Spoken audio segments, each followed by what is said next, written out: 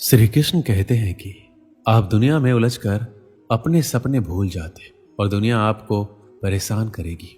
आपसे कहेगी कि तू कुछ नहीं कर पाएगा, आपको गिराने की कोशिश करेगी, आपसे जलेगी, आपको भटकाने की कोशिश करेगी, आपके एक बार के छोटी सी असफलता को बहुत बड़ा बना के आपको चिढ़ाएगी।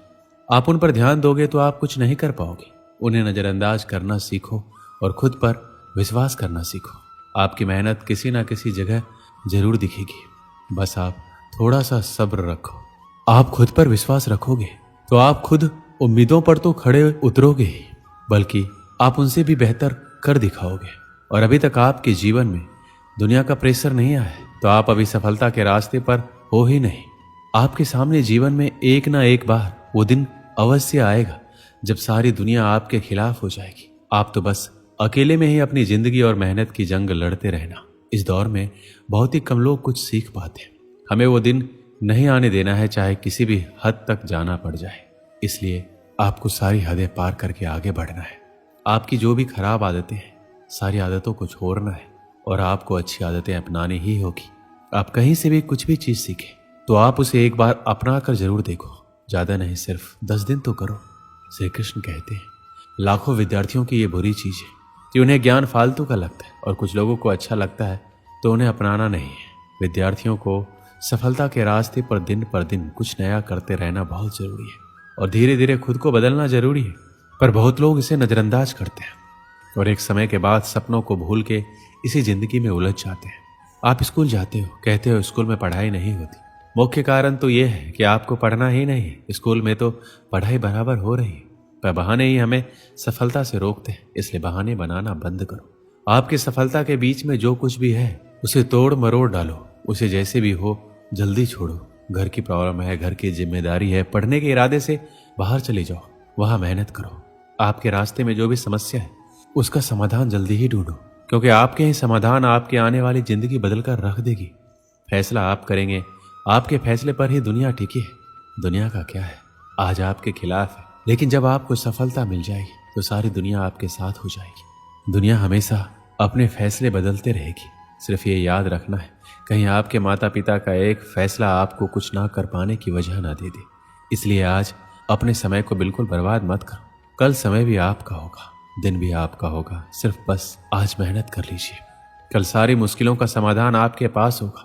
आज आपको जितना रास्ता दिख रहा है उतना आप पहले तय कीजिए, उसके आगे का रास्ता वहां पहुंचने के बाद दिख जाएगा। खुद से जिद करो कि तुम अपने खुद को जीने का तरीका ही बदल डालो। आज तुम करोगे तो कल तुम्हें ही फायदा होगा। श्री कृष्ण ने कहा था, सफलता एक अविचल आदर्श है जिसका पाठ आपको विफलता से सीखना होगा।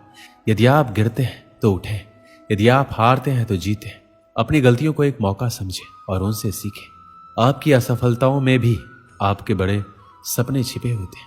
अपनी विफलताओं को मतलब से भरें और आगे बढ़ने के लिए एक नया उद्देश्य तय करें। जीवन आपको चुनौतियों से नहीं बल्कि आपके प्रतिस्पर्धी से मुकाबला करने का मौका देता है। एक सफल विद्यार्थी की पहचान यह नहीं है कि वह कितना अच्छा अंक प्राप्त करता है, बल्कि यह है कि वह किसी से कम नहीं है। आपका सबसे बड़ा प्रतियोगी आप ही होंगे। आप अपने आप से मुकाबला करें और स्वयं के आगे निरंतर सुधार का मार्ग चुनें। आपकी सफलता का एक और महत्वपूर्ण अंग आत्मविश्वास है। आपको खुद में विश्वास होना चाहिए कि आप किसी भी लक्ष्य को प्राप्त कर सकते हैं। स्वयं को कमजोर मत समझें, बल्कि अपनी शक्ति को पहचानें और उसे बढ़ावा दें। जब आप अपने अंदर के संचारी शक्ति को पकड़ेंगे तो कोई भी लक्ष्य आपके लिए असंभव नहीं होगा। साथ ही आपको अपने सपनों को बनाए रखने के लिए सचेत रहना होगा। आपके लक्ष्य बड़े हो सकते हैं, लेकिन उन्हें प्राप्त करने के लिए मेहनत, समर्पण और अध्ययन की आवश्यकता है। आपको अपने लक्ष्यों के लिए संघर्ष करने के लिए तत्परता और सही दिशा में प्रयास करना होगा। याद रखें, अगर आपकी मेहनत और समर्पण सही है तो आपके सपने सच होने से कोई रोक नहीं सकते। आप सचमुच महान हो सकते हैं। आपको सिर्फ अपनी क्षमताओं को पहचानने की आवश्यकता है और समर्पण के साथ काम करने की इच्छा है। जीवन के सभी मोड़ों पर अपना सामरिक मनोबल बनाए रखें और अपार सफलता की ओर बढ़ें।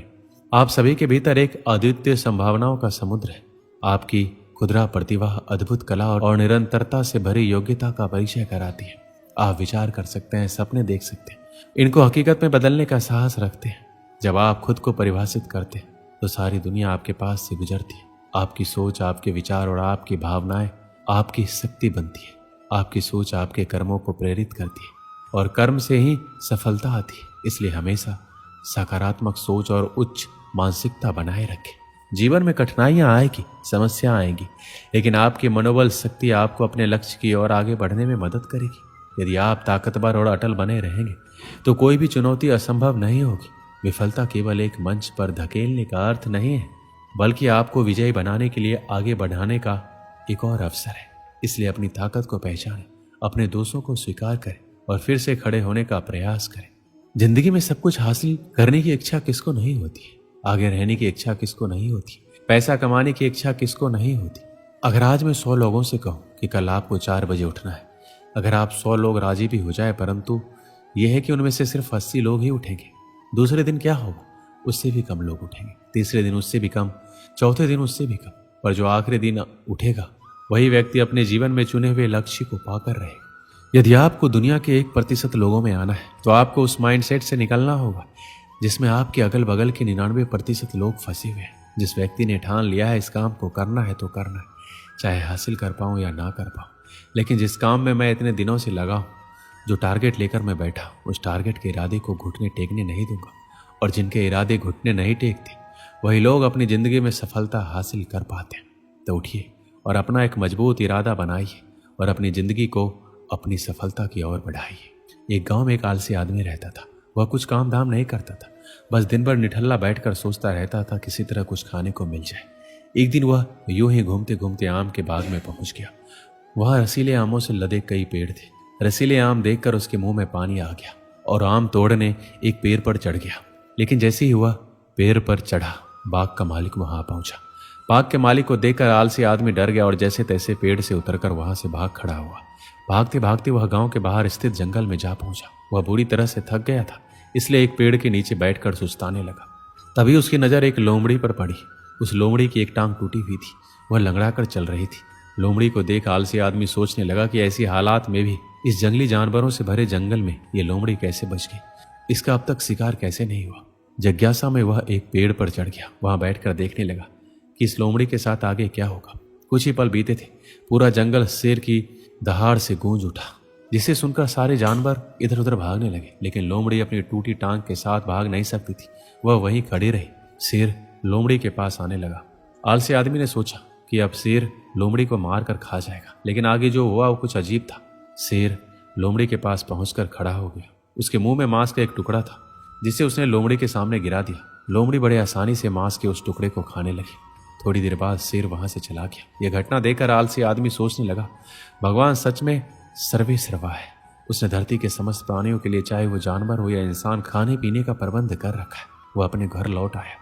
घर आकर 2-3 दिन तक बिस्तर पर लेटकर प्रतीक्षा करने लगा। जैसे भगवान ने शेर के द्वारा लोमड़ी के लिए भोजन भिजवाया था, वैसे ही उसके लिए भी कोई ना कोई खाने पीने का सामान ले आएगा। लेकिन ऐसा कुछ नहीं हुआ।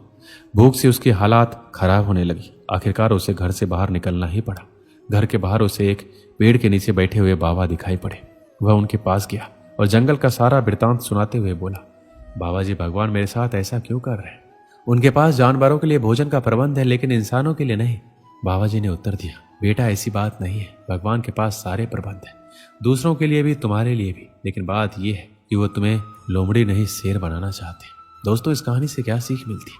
हम सबके भीतर क्षमताओं का असीम भंडार है, बस अपनी अज्ञानता वश हम उन्हें पहचान नहीं पाते और स्वयं को कामचोर समझकर दूसरों की सहायता का प्रतीक्षा करते हैं। स्वयं की क्षमता पहचानिए, दूसरों की सहायता का प्रतीक्षा मत कीजिए। इतने सक्षम बनिए कि आप दूसरों की सहायता कर सके। दोस्तों, इस वीडियो में बस इतना ही। मिलते हैं अगली वीडियो में। अपना ख्याल रखिएगा। जय श्री कृष्ण।